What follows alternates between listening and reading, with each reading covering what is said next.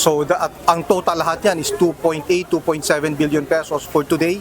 We destroyed and we will be destroying 450,000 units with an estimated tax liability of 1.3 billion pesos. Kahon-kahong mga vape product ang inilatag sa headquarters ng Bureau of Internal Revenue ngayong araw para sirain.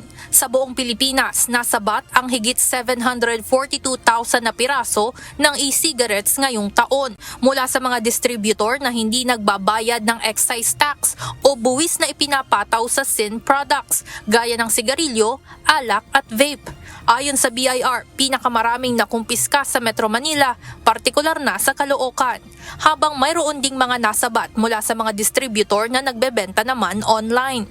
Aabot sa 2.73 billion pesos ang katumbas na hindi nabayarang buwis ng mga ito ngayong taon. Kaninang umaga, unang winasak ang higit 448,000 na mga vape products sa pamamagitan ng pagdurog gamit ang pison o road roller. Ayon kay BIR Commissioner Charlito Mendoza, bukod sa pagkumpiska, kailangang sirain itong mga illegal vape products. Hindi na kasi ito maaaring ibalik sa merkado dahil hindi dumaan sa tamang pagsusuri.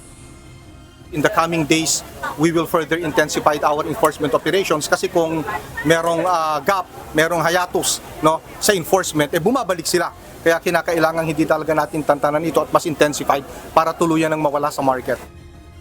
Maliban sa confiscation, sinasampahan din ng criminal at administrative charges ng BIR ang mga nahuhuling illegal vape distributors.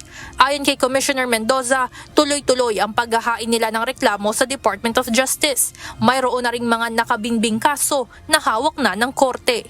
Kaya may mga pending cases tayo na nakasampa sa korte at meron pang iba na undergoing case build-up na isasampa din natin. Kinakansela rin ng BIR ang registration at business permit ng mga distributor na nahulihang nag-aalok ng illegal na vape products.